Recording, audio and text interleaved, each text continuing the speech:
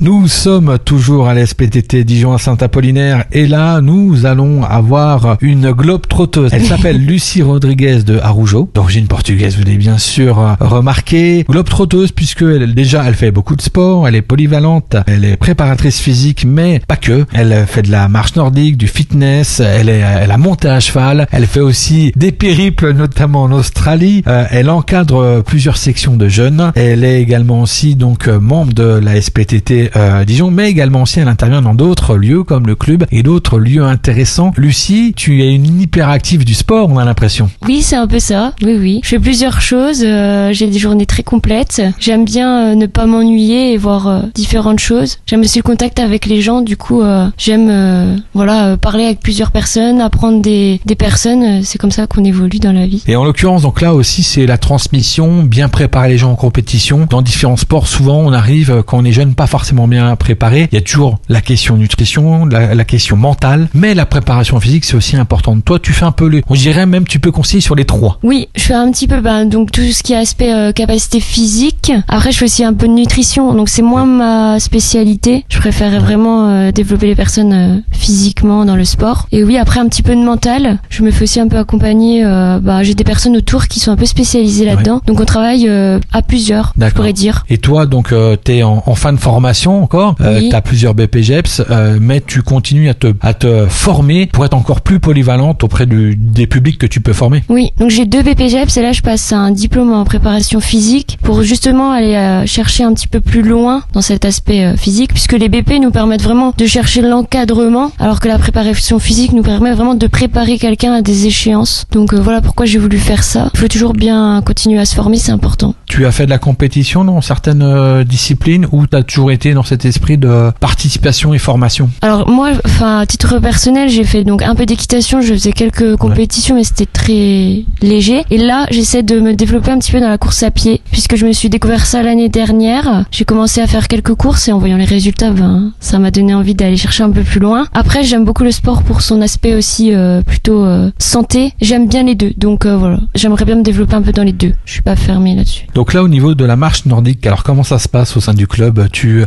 t'occupes un peu de toute cette préparation, tu essaies de pousser les gens à la compétition, tu les accompagnes sur les événements? Donc normalement, ce groupe, c'est un groupe de santé. Ils viennent vraiment pour sport santé. Après, il y en a 2-3 qui sont un petit peu compétiteurs, donc j'aimerais bien les pousser à aller un petit peu plus loin. Mais à la base, oui, il y a des personnes plutôt pour la santé, il y a même des personnes qui ont eu des maladies et du coup, on les aide à se remettre en forme et à continuer ça justement. Et aussi pour le mental. Ils viennent plutôt pour la convivialité du groupe. Mais il y a aussi cette réflexion psychologique et d'accompagnement au final aussi dans le sport. Même si tu es dans la préparation physique, parfois dans les clubs omnisports, les clubs amateurs, il y a aussi cette réadaptabilisation à la vie sportive après des blessures, des accidents de la vie, des accouchements, des soucis de santé. On a l'impression qu'en France, de plus en plus, on va sur cet accompagnement un peu plus boutique qui était parfois réservé aux kinés, à 2-3 entités comme ça. Mais aujourd'hui, on sait qu'au sein des clubs, il y a les personnes pour et compétentes pour accompagner les gens. C'est le cas à la SPTT Dijon. Bien sûr, c'est ça. On est coach, mais on est aussi là pour accompagner les gens et leur apporter quelque chose au quotidien. Au sein de ces différentes disciplines, il y a le fitness. Alors là, je pense que tu dois avoir du monde quand même, non? Comment tu encadres ou tu suis vraiment juste quelques profils? Comment ça se passe? Le fitness, c'est ma plus grosse partie. C'est sur laquelle je me développe le plus et je me sens le plus à l'aise. Donc je propose plusieurs choses. C'est plutôt des cours collectifs. D'accord. Et après, je me développe dans plusieurs domaines. Ça peut être du pilates, du renforcement musculaire. Et je donne aussi les concepts Les Mills. Donc c'est des cours qu'on apprend les coachs et qu'on redonne. Et il y a chaque concept qui est un petit peu différent. D'accord. Et voilà, c'est ma plus grosse partie sur laquelle je me développe. Et là, ça apporte plutôt, donc il y a l'aspect physique qui est pris en compte, mais c'est vraiment aussi l'aspect convivialité, énergie.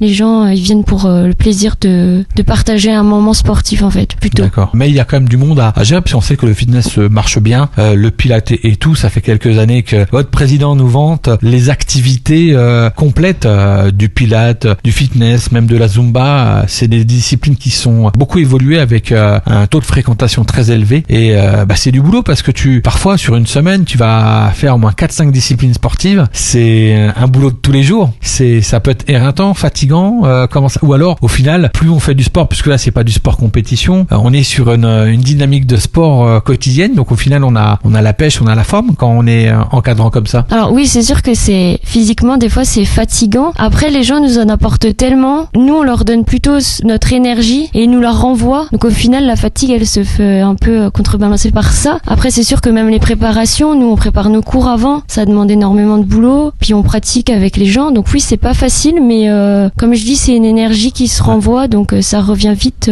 Et bah du coup en tout cas c'est une bonne énergie positive. Elle est aussi adexée à l'énergie du club, la SPTT Dijon, qui est un des clubs où il y a le plus d'adhérents en Bourgogne-Franche-Comté. On nous a donné le chiffre, plus de 3200 peut-être. 3000 c'est déjà quand même beaucoup de licenciés au sein d'un club omnisport. On sent qu'il y a une dynamique, il y a une structuration et on fait confiance aux jeunes. Je pense qu'aujourd'hui à travers les interviews et aux femmes, aujourd'hui à travers cette émission et ces interviews, on a pu constater cette ambiance collégiale. Si on est une structure, on a besoin de tes services. Si on a un autre club, parce que tu es aussi vacataire un peu dans plusieurs entités. On parlait notamment au club, on parlait également à la SPTT. Donc toi, tu peux venir dans des collectivités, dans des services de municipalité, avec les OMS, faire des activités pour un public. Un public, ça peut être tout type de public aussi ou... Bien sûr, moi j'interviens sur plusieurs types de publics, plusieurs types de donc fitness, marche nordique, puisque j'ai mon BPAPT qui me permet de vraiment aller sur plusieurs disciplines, domaines différents. Donc oui, et après donc en fait je me développe à mon compte, donc ça il y a aucun problème. Je veux dire, je suis à mon compte, donc on peut m'appeler